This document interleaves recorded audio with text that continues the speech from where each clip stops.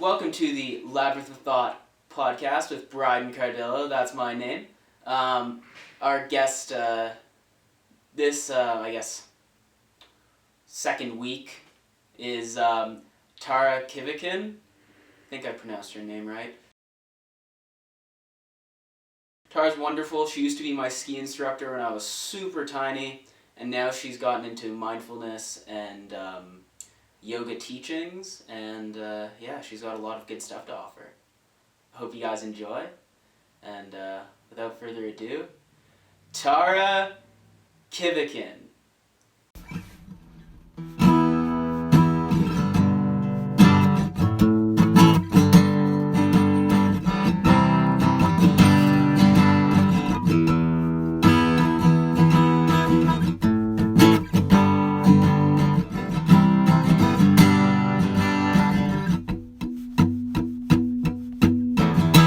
Labyrinth of thought, I'm coming through your eyes.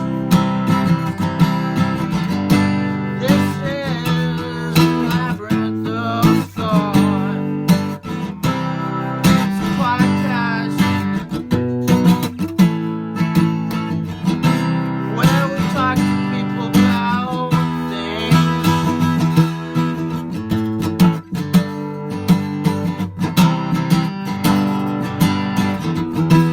Labyrinth of Thought.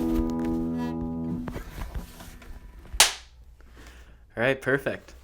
So, welcome to the Labyrinth of Thought podcast. I'm Bryden Cardillo, and I'm here with Tara Kivlichan. You Did said I really? You did I were go- so close. Kivlichan. Yeah, there you go. Kivlichan. And this is funny because right before we started, I specifically said I suck at pronouncing your last name. How do I do it? And I screwed up on air. Do you know what? You're just joining the rest of the masses. I mean, literally, people in my own family have trouble saying their names, so it's okay. Yeah. Thanks for calling me a sheep. Yeah. Bah.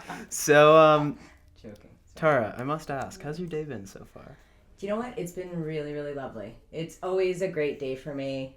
Well, waking up with all the snow on the ground, it just puts my heart at peace. It's perfect. It's honestly, it's like waking up with this sprinkling of joy kind of falling on your eyes. You open it up and you open them up and it's just, you can't help but smile. Yeah. And then, of course, I live at a ski hill, so add in the snowmakers and the groomers in the background that are like the epicenter of white noise for me. Yeah. And I'm just like, all I want to do is go and play.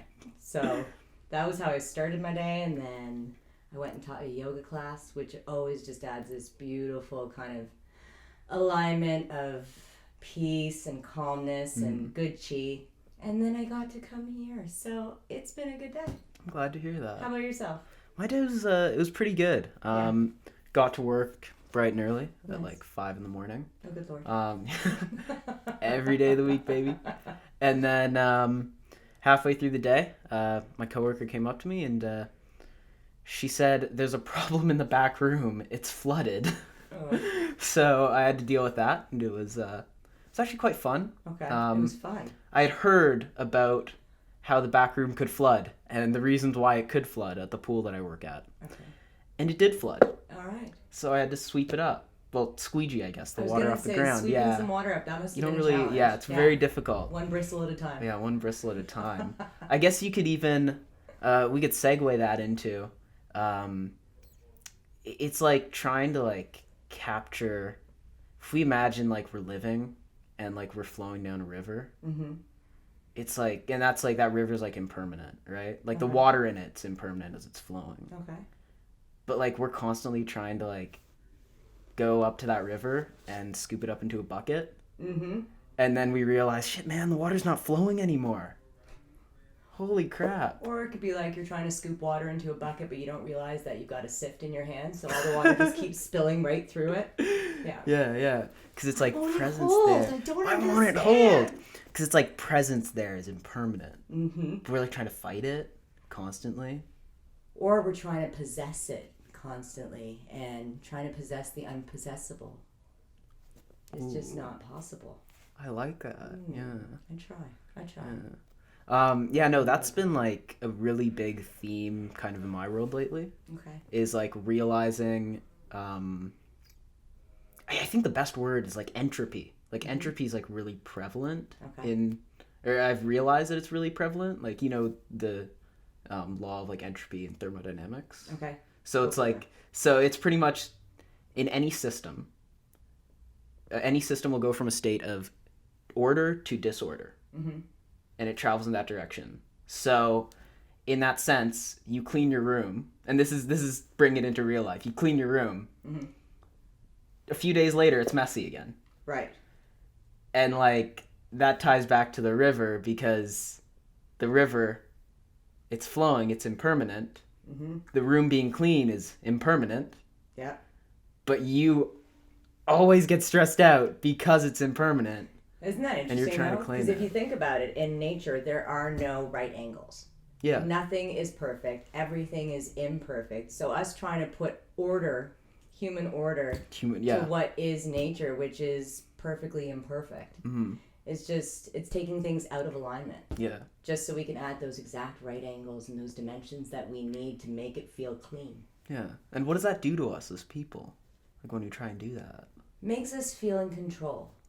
And I think gives people, especially in this day and age where control is such a relied upon sensation, it gives this notion of security, this notion of safety, and kind of almost puts a pink bubble around us. Yeah. Where we feel like we're untouchable. Like, as much as I hate to bring the plexiglass into it, it's like having this plexiglass between us. Yeah. It's going to protect us in case we decide to butt heads. But quite frankly, our heads are stronger than the plexiglass. Yes, they are. And in fact, if you were to touch a plexiglass, and by the way, guys, there is a sheet of plexiglass hanging just outside the frame here, between us. Frightening one. A very frightening one. And if you try and touch it, you'll notice that, as Tara said, it's not nearly as strong as we are. And it's movable. It is movable. It is. Yeah. So, back to what you were saying. Yes. Well, you were talking about entropy. Yeah. And so I just think it's really interesting that we all try to maintain things in such a controlled fashion. And I think that in this day and age, especially with everything that we're all going through, I think it's time for us to step back and recognize that life isn't linear. And to make life a point A to point B, going the direct line from A to B, it doesn't make sense anymore. It doesn't make sense in how we live our days, how we organize our lives, how we organize our thought processes. We are so much more fluid, bringing it back to what you were talking about, like rivers. It's not a straight line. To have that straight line is just not realistic. And if it is made to be realistic, it's an unnatural version of reality. Yeah. It's like I guess you'd call it like a channel rather than a river. Or like, that's it. Yeah, or a canal. A man-made canal. Yes. So it's like we're trying to like canal our life together, Dam and we're our wasting dam our thoughts. Right. We're trying to canal and dam our thoughts, and we're wasting so much energy on building that shit. Building those giant walls of our channel, because the channel doesn't hold itself together naturally like the river does. No. The channel needs human intervention. It needs those concrete barriers or whatever. Yeah. So we're trying to like put all this energy into like building these concrete barriers so we can have our straight linear channel. Yeah. And funnel everything into that one intended destination. Yeah. And if you think about that, think about how limiting that is. Like, I love this conversation, but think about how limiting that is. I mean, imagining how a river breaks out into how many thousand different streams.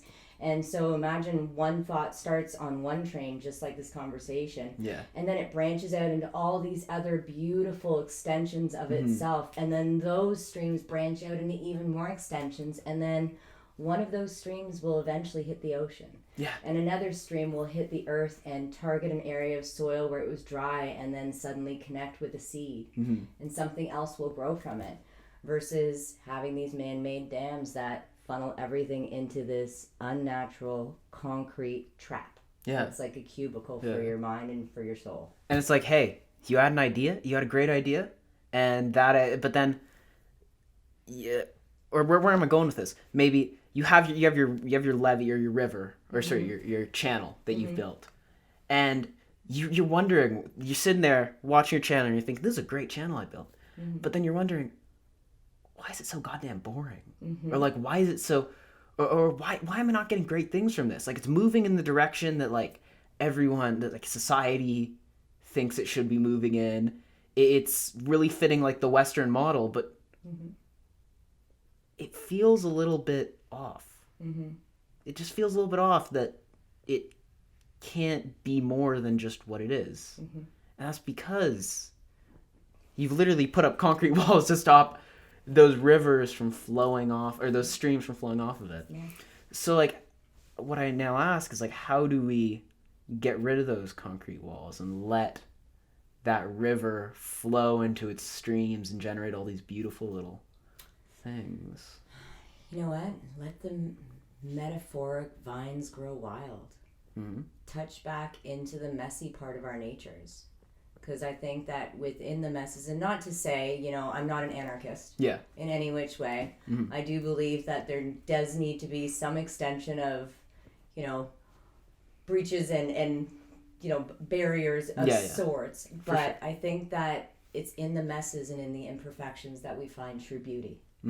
I think that without having those hiccups and those chaotic missteps in life, you don't have new discoveries. You don't stumble upon new thoughts. It's just, it's veering away from formulaic thought patterns and allowing a little bit of experimentation to happen. And it's only through experiments that new things are created. Yeah. Well, that's funny that you mentioned that, because I have a little experiment that I had mentioned to you. Okay. Earlier this week, we had a little phone call, actually talking about this podcast.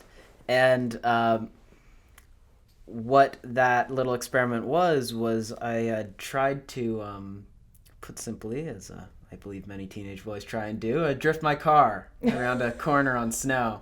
Oh, you're actually telling the public about this now. I'm willing to tell the public. Okay. Hey, my mom sees it, she can see it. I didn't know you. We're just on the record. It wasn't it wasn't her. So I put my car into a ditch, trying to drift it around a corner. And then I pulled my car straight back out of that ditch. I don't know how I did it. I think it was just the momentum. Okay.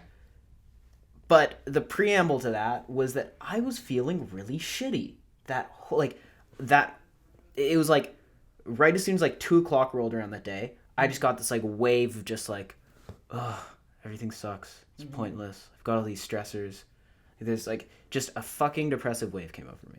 And then like as the day went on, like 3:00 rolls around, I'm like, I pick up my friend in my car. We're going to work on something at his place, and we're driving along. I'm still feeling really down. I'm like having a hard time keeping up a conversation with him. I was just so in my head. I put my car into the ditch, and the butterflies of my stomach after that, and like the just bring it to the cusp of like freak out and then back. Yeah. Put simply, I've been feeling like fine for the past like 3 days since. It gives you a sense of awakeness, right? Where suddenly like you're tapped into that virile part of your being again, where it's like, oh my God, I'm awake. I'm aware. Yeah, like you're not like stuck in this like constant, never changing cycle. But like really, I think what that allowed me to do is it was kind of like a reset. It like kind of, it allowed me to go like, okay, you've brought it to the limit. Yeah. That would have been not so great, because I would have had to call my mom and been like, hey, could you pull me out of the ditch? Yeah, that's not a fun conversation. It wouldn't have been, it's not a fun conversation. No. It brought me to the limit of something that actually would have gone poorly. Yeah. And it very gently, I don't know what karmic powers were at play or whatnot that put me in that situation or what it was, but it brought me right to the cusp. Well, when you think about karma, like what do you think the definition of karma is? I think karma would be the result of your actions in a certain way. Okay. What about the results of your thoughts' actions or your thoughts in action? So, like you were saying about, you know, being like feeling very dull and kind of lethargic before that happened, and then suddenly you felt that shift in how your energy was. With the karmic reality of it, maybe that was the universe saying, wake your spirit up. Yeah. stop feeling so lull because you've got so much creativity that is within you and like without like beyond you that tap into those thoughts that you're just letting stay dormant. Yeah. Tap into that part of your being, right? And very well, right? No, because very well, like that's how I've been doing like since that event. Like I've just been like I feel more, as you said, awake. And I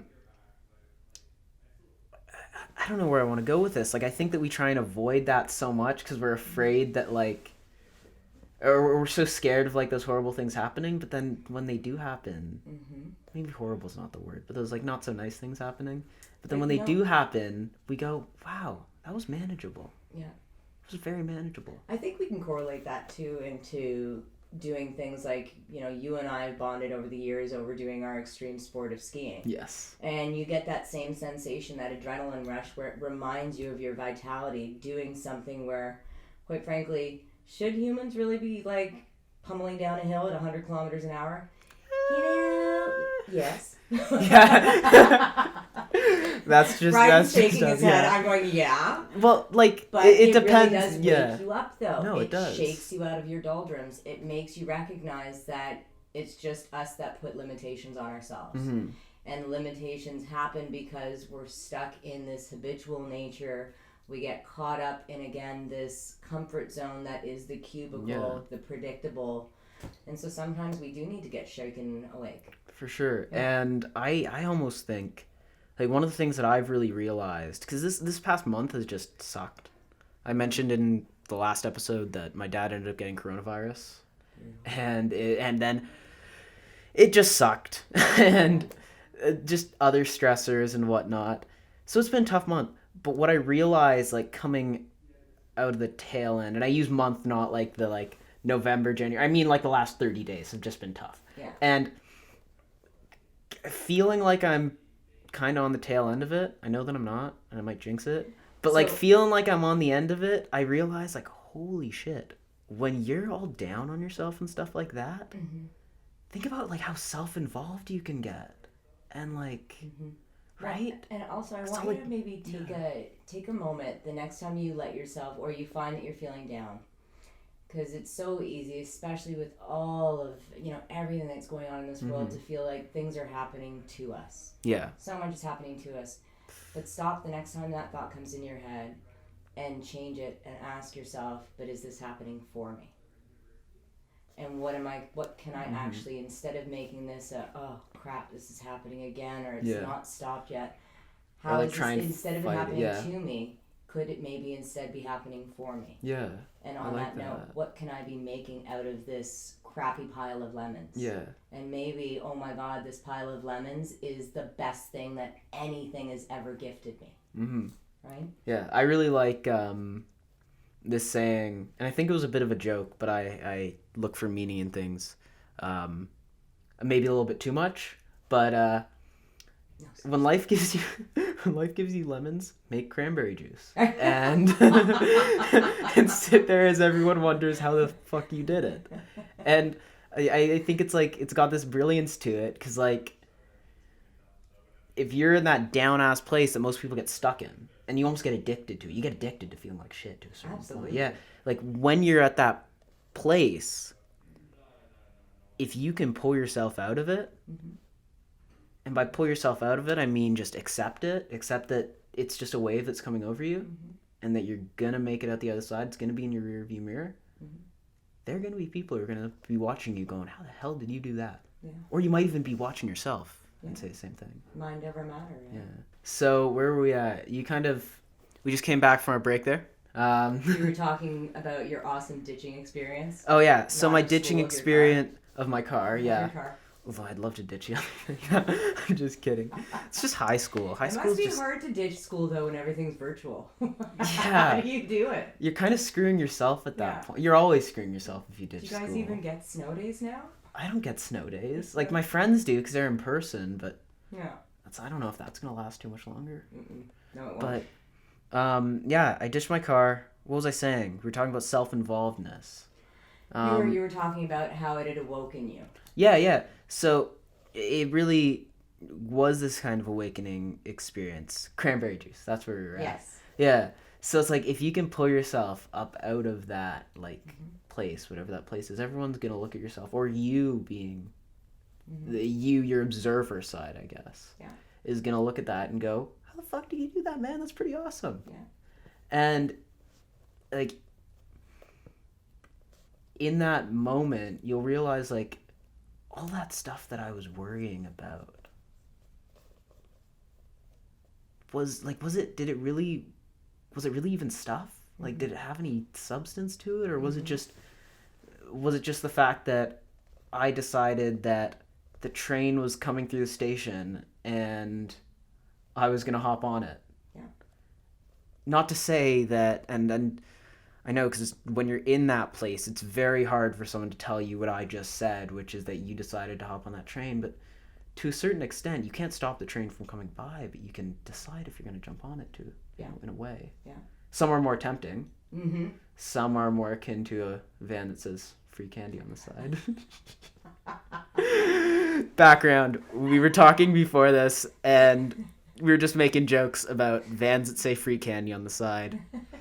And that's all that I'm giving you guys as my listeners. And you can figure out the rest. Yeah. ... But yeah, so that leads me to ask, like, what do you do when that train comes to the station? What's your... You know, if we had been having this conversation a few years ago, I think that my answer would have been much different and more jarred. A few years back, I decided to up and leave living in the city, where everything was, and I mean, we all know the term rat race. It's exhausting. You're constantly competing against yourself. You're competing against others. You feel like you never have a chance to slow down. It's almost like you want your heart in constant palpitations. Moving up into where I'm surrounded by nature, where I've tapped into a more authentic version of how I believe my life should be lived. Not to say that I'm speaking for anybody else. We're all unique individuals in this world, and we all need different things to feel like we're the most, purest form of ourselves, and we can achieve the best of ourselves. But I find that answering that question now, I think about the law of magnetism, to be honest. The law of attraction, where you get what you put out. And so one of the greatest challenges, I think, as an adult, especially with all of the hardships that we've all had to deal with, and the social isolation, and we'll just say the struggles, because nobody's immune to not experiencing mental health issues and downs. We all suffer from it. We all show that. We all try and, like, outwardly be like, oh, I'm doing fine. Yeah. It's like when you called me earlier this week. Yeah. And you're like, how's it going? And the first thing that I said was, oh, it's going well, but maybe not. Right.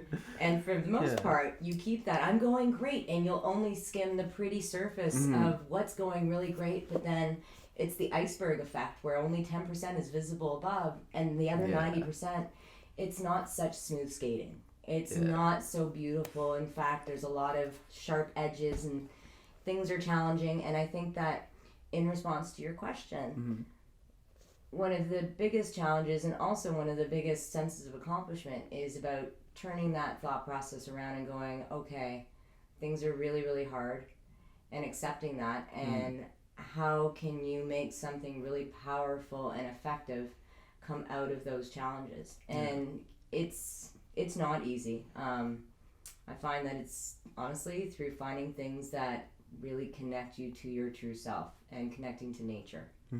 So for me, I can't even remember the question now that you were asking. Yeah, when those mental trains, say, like, when that big train that, like, says, like, depression or anxiety or whatever that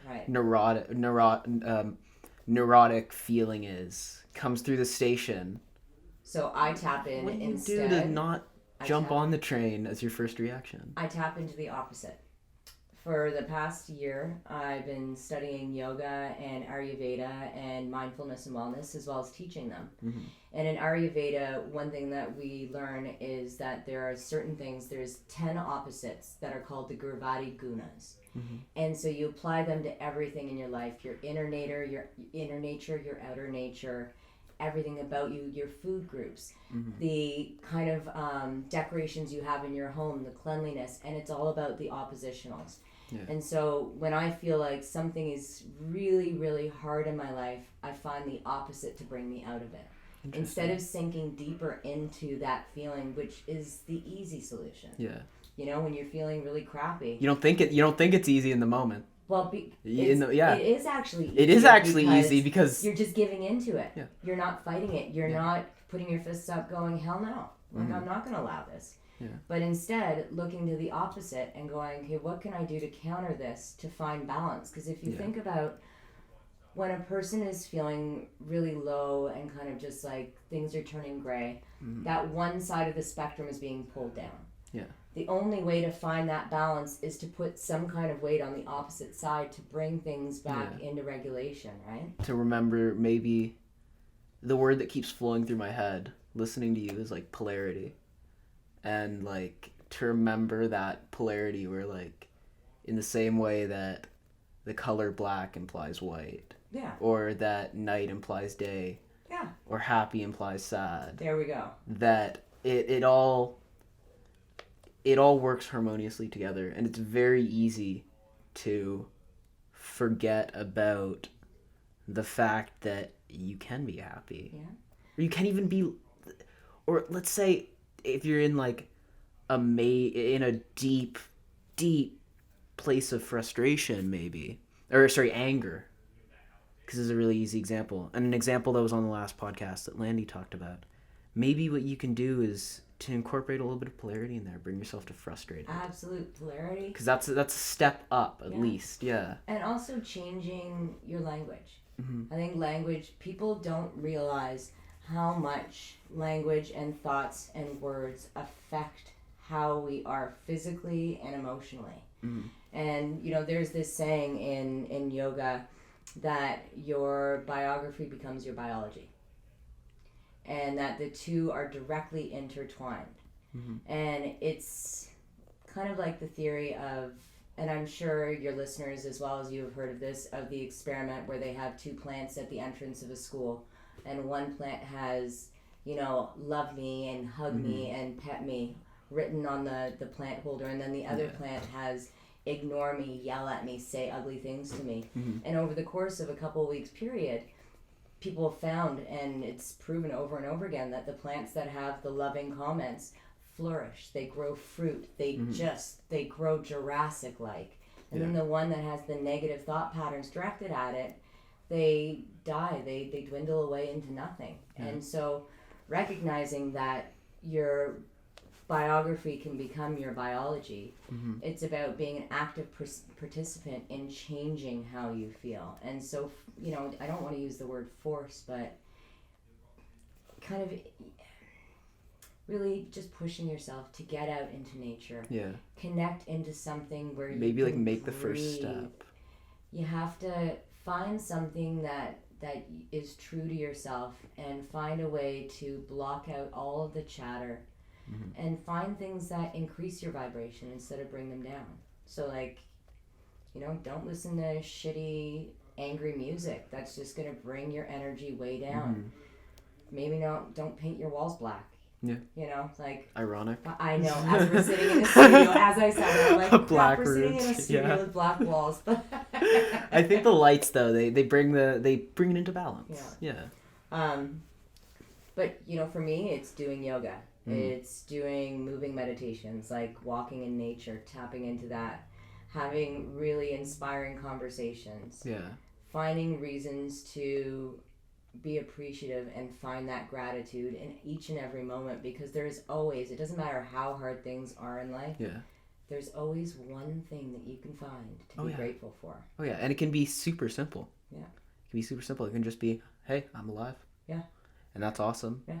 And I guess maybe because you had mentioned maybe not push, maybe a better word would be just take the first step. Yeah. Yeah, because like sometimes, I don't know, I feel like what's something that's relatable is like maybe getting out and exercising. Like a lot of us, I love going out for a run or like doing anything physical. But there are days where I find myself sitting there and I'm like kind of procrastinating and trying not to. And then it's more of a matter of not that I don't want to do it, but rather, well, I love the thing. I feel like I don't want to do it, but then as soon as I take that first step, I'm like, oh yeah, this is why I love it. This is why I love to do it. Right? Yeah. And no, it's like that first step. Once you just walk in the door, like you've opened up the possibility. It's like, I don't know, I forget what the movie's called. There's some spy movie. I think like Tom Hanks was in it. It was like based off a real story. Okay. But there's this negotiation that happens on a bridge in the movie. Okay. And it's a negotiation to get back like a spy plane pilot. I forget what it's called. But if you think about it, that negotiation wouldn't have happened if one of those guys decided not to step onto the bridge. You know? It's like maybe step onto the bridge when you're not feeling it. Maybe. And hey, you might step onto the bridge and realize, oh, it's a bit wiggly. Yeah. Maybe not today. Or you could step on the bridge and stub your toe and go, oh, yeah, that didn't feel that great.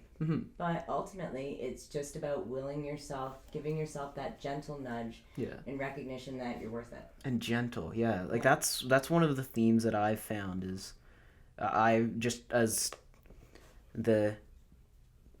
through my journey kind of down the spiritual path. That sounds so cheesy. I hate that the words spiritual path sound kind of cheesy. Like I think it's just, but it's a Western thing. It's like a very like Western cheesy. But down my journey, I've been kind of playing with like the ideas of like radical okayness and like radical like nonviolence. Maybe not radical for the nonviolence one, but when I say like radical okayness, I mean like approaching those not so great, maybe neurotic thoughts or moments, not with the sense of I hate you, leave, die, like I hate the fact that I'm starting to feel this way, but rather with you're okay. It's okay that you exist, man. It's cool. You exist. That's okay. Yeah. It's about I don't need to talk. I don't need you right now, though. No, listen. You know what? It's about embracing the fact that we all have a Dr. Jekyll and Mr. Hyde within us. Nobody is exempt from having their shadow self. Yeah. And it's about embracing both sides and acknowledging that without one, there would not be the other.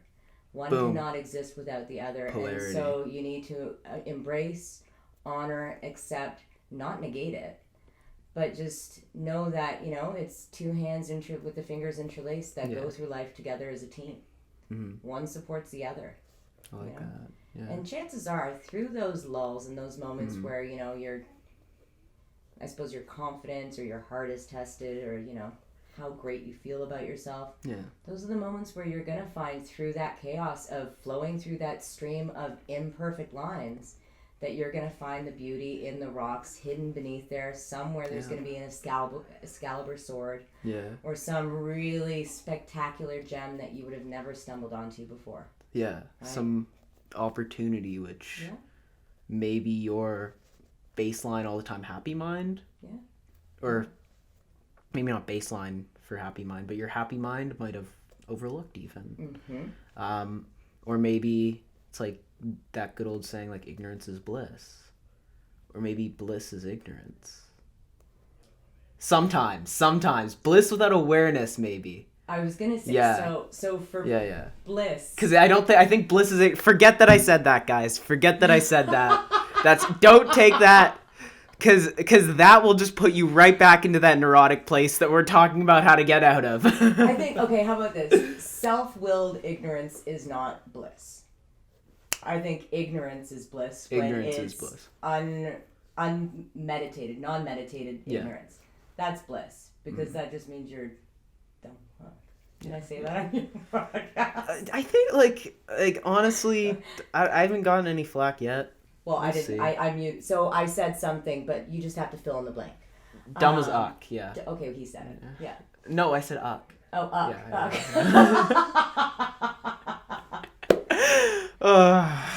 But I think it really comes down to something that you and I talked about when it wasn't recording, which is called it's mantra. Yeah. And I was explaining to Bryden before what mantra actually means. And in Sanskrit, mantra is divided into two root words. Man, M-A-N, which means mind, and T-R-A, tra, which means tool. And it's about tapping into the strength of the mind and recognizing that through the power of thought, you can change anything. You can literally, not literally, but figuratively and metaphorically, you can change your stars. Yeah. You can change your skin. You can change your biography. You can change your biology with the power of thought. Yeah. And it's just about finding the words that will resonate enough to give you a swift kick in the ass to get you to make that one step on the bridge. Yeah. Yeah. That's wonderful. Oh, I really like that. Yeah. No. And that's great. I guess it's very easy to like just fall susceptible to the feeling of powerlessness. And there's like nobody that's impervious of that. No one's impervious of it. And it's so addictive in a way to just like shovel a problem over to someone else. To like not get your assignment done and say, oh, it was because maybe it's a group assignment. Absolutely. You don't get it done. And then you say like, oh, well, my partner didn't do his part. It's like, dude, I get it. Your partner sucks. But the fact of the matter is that you had the time to do it, probably. Yeah. You just screwed yourself in a certain way. And I hate to say that because that's so mean in like its nature, but I mean it in the most loving way possible. You screwed yourself, man. You screwed yourself. Because the fact of the matter is that you had control in that moment. Yeah. There's a lot of things that we don't have control over. We don't have control over the weather. We can make it worse. It's called climate change. But really to like the minute fine detail, we don't have control over the weather. We don't have control over a lot of things in our lives. So not even our thoughts. So in the moments where we do have control, when we totally like say no, that it was that guy who did it or someone else, when we shovel that responsibility to someone else, we're cheating ourselves in a way. That's sad. It really is. Beauty. Okay. So, in that last segment, I guess we were kind of speaking about what to do when kind of that train comes to the station. Yeah. And whatnot. So the best advice that I can give anybody, and it doesn't matter how old you are, be you a 3-year-old or a 95-year-old, find your affirmation. Find your mantra. And, a lot of people hear the word mantra and they go, oh my God, it's spiritual. It's going dogmatic. Cheesy. And it doesn't need to be that. Just look at it as like an affirmation, like I love myself. I'm worthy of this. Yeah. Something that reminds you to be happy. So like one thing that I have in my house now is I have little sticky notes all over my bathroom. I have them all over my mirror. I've got them all over my room. Just little things that remind me how awesome it is to be me and how happy I am that I'm me. And I don't look at those sticky notes, let me just say, when I'm feeling great. I don't need to, but when I'm feeling down and I catch those, I'm like, right. I'm reminding myself that, hey, I've had shitty times. Sometimes, life is not going to be perfect every single day. But find those little things to bring yourself back up. So be it having a phrase that you say to yourself 10 times over in the morning, or if you meditate, finding that mantra and going into some yogic Sanskrit mantra and you repeat it over and over, or finding a kirtan song to listen to. There's always things that can pull you out. Yeah. It's just about finding that littlest thing that you're going to source your joy from and moving from there. Yeah. And that's wonderful. That's brilliant. And I even say like to maybe add to that is that, there are always things that will pull you out. And it might be something that you do consciously. It might be that mantra. It might be that mantra that you say to yourself when you're meditating. Or it might be really any practice or strategy that you have that has worked. But sometimes you've accidentally rode the train a little bit too long and you're deep in the forest and there's a lot of bushwhacking. Yeah. And Where I was at earlier this week, there was a lot of bushwhacking. Yeah. A lot of bushwhacking to be done. And sometimes it's like this other than conscious power that puts your car in the ditch for you. Mm-hmm. Yeah. And other times it's that very much conscious decision to practice that mantra or that mindfulness technique or strategy or whatever it is. Yeah. And sometimes, the word alone isn't going to get you to shift your gears and give yourself a swift kick in the ass. Sometimes you need the word and the action to meet up and work together. And I'm a firm believer, movement. Yeah. Movement is key. The more we move our body, the more we energize and shift around these energetic particles that are stuck within. And if you think about it, like every being on this planet in this universe is energy. But when we don't move, we all know that as athletes, Brad and I know the word atrophy, where when you don't move, your muscles atrophy. In yoga and in energetic medicine, what we talk about is energetic debris, where when you don't move around, your energy within you just turns to debris. It loses its light and it becomes dull and a rock. The only way to reactivate it and engage it is movement. It's to tap into the beauty of this body that we're on loan with for this life cycle that we're in. Yeah. So movement, connecting that movement to nature's movement, getting outside, breathing the air. It sounds so simplistic, but honestly. It is simplistic. That's like Bryden, you had that experience with your car. For me, I used to joke around with one of my friends. One year it was Easter and he asked me if I was going to church.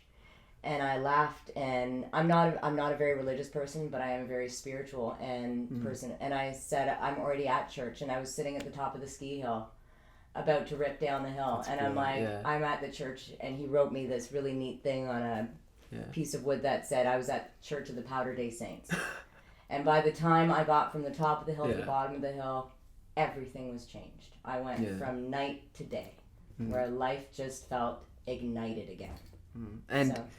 I think that something that you can even try and do if you want to test that philosophy is if you're feeling down, go do that thing which pulls you back out of it. Yeah.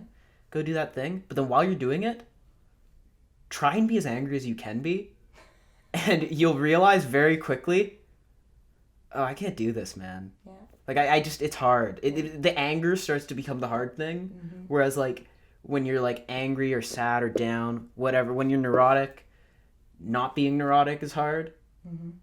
When you're happy, being neurotic is hard. Yeah. So if you can, I know my mom's done it before. She's, to me, when I've been maybe down, of course when I was younger, but if I'm down, angry, pissed off, whatever it is, usually sad is when it works well. And then she'll say something or show me something that's funny, or something good will happen. I'll find out about something good, and then she'll almost kind of taunt me. She'll be like, no, but you're sad, or but you're angry. That's not exactly what she said, but this is paraphrasing kind of how she would do it, and that really gives you an idea of holy crap, I don't gotta be that way. I don't gotta be that way. There's another really great tool that anybody can do, and a lot of people kind of think it's just infantile to do it, but journaling. Not just journaling when you're having crappy times, journaling when you have good times, so that when you go back you can reflect on it. But when you journal, and even just starting your day out, spending 15 minutes just doing a free write, scribbling out your thoughts, it's almost like you're purging them from your head. So you're if you're feeling down and you're feeling angstful, getting those thoughts out, and then knowing that you can close that book and put it away, and it's done. It's done, and now you can start fresh. Go look at that sticky note where you said something really good to yourself. Then go out and get movement. Get that nature in you. But when you let yourself, going back to our opening of this conversation, when you let yourself sit in that concrete dam that you funneled your thoughts and your mindset into, it's really hard to claw yourself out of that dam. If it's not an organic river. Yeah. Right? Have you guys tried, and have any of you guys ever tried to to climb up a concrete wall with your fingernails. Doesn't work well.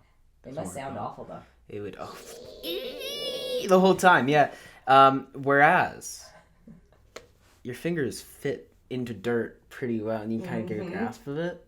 So like, and dirt's pretty well natural, and concrete's like a human construct. See, now you're just making So- me want to climb up the hills with my fingers clawing into the snow. Just like you're like a cat. The guys are gonna just- watch me in their groomers going, "What is she doing? Never mind, it's Tara." Never stop to ask that. They're just like, yeah, we'll give her distance. You just look over, you're like, I'm so happy right now. No, but going back to like what you're saying, it is so easy to fall prey to feeling low.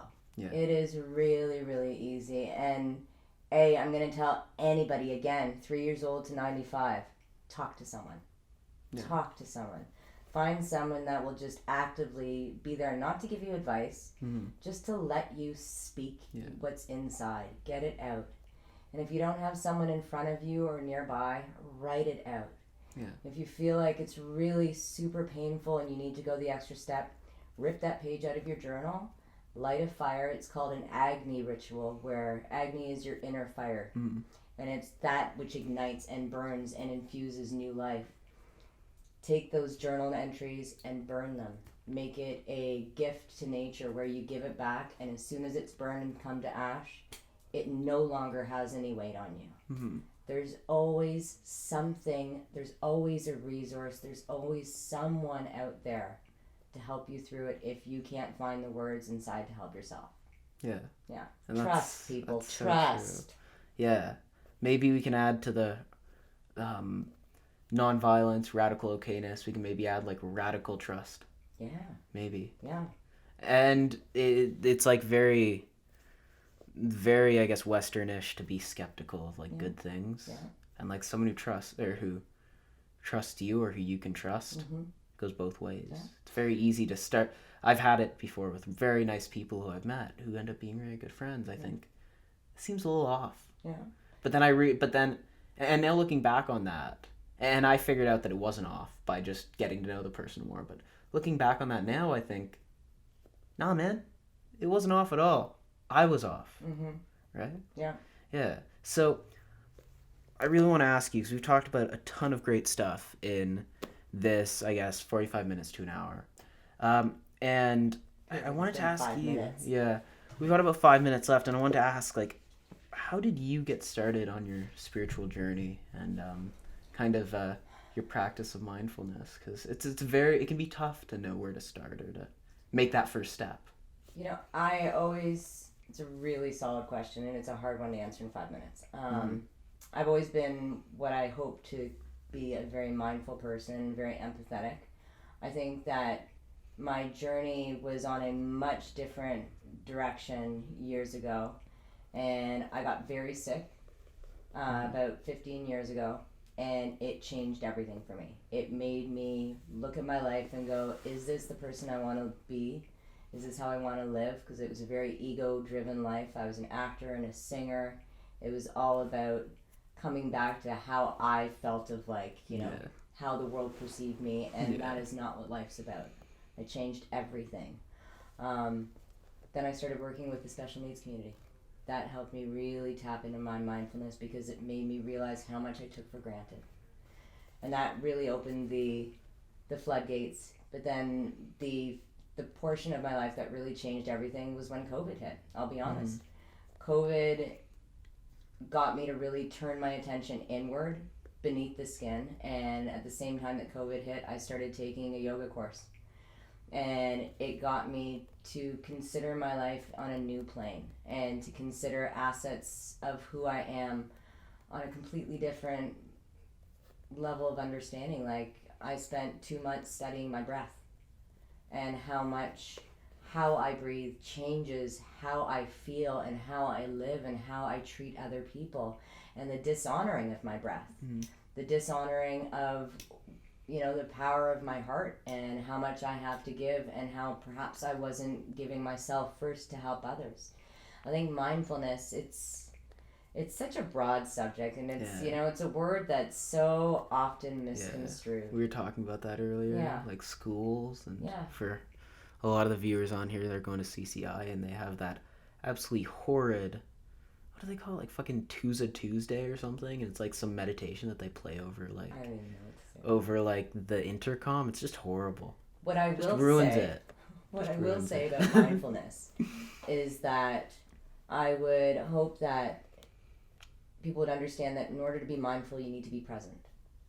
So whatever is sitting in the background, don't let it affect who you are right now in this very moment. Whatever is happening tomorrow has nothing to do with today. Be in the now. Breathe the breath that you're breathing right now. That is what mindfulness is. Enjoy it. Live it. Love it. Don't have fear holding you back or pulling you from, pulling your heartstrings from behind. Again, those don't dictate who you are and what you're worth and what this very moment is worth and what you're capable of. So mindfulness is honor yourself. Honor your breath. Be kind to yourself and be patient. Because no one else is going to do it for you, guys. I love that so much, Yeah. Tara. Yeah. Thank you. Thank you. No problem. I think we can call it there. All right. Yeah. Done. 2 minutes to spare, but that's a Done. very good place to put it. Okay. Yeah, that was awesome. Thank you, and I hope we can do this again. That was really fun. Oh yeah, I'd love to have you through again. That was Tara Kivlichan. I hope you guys enjoyed. I hope you guys have an amazing January. I know this lockdown is going to be difficult for all of us. This is being recorded before the lockdown, but I can only imagine what it has in store for us. Thank you very much for listening. I love you all, people.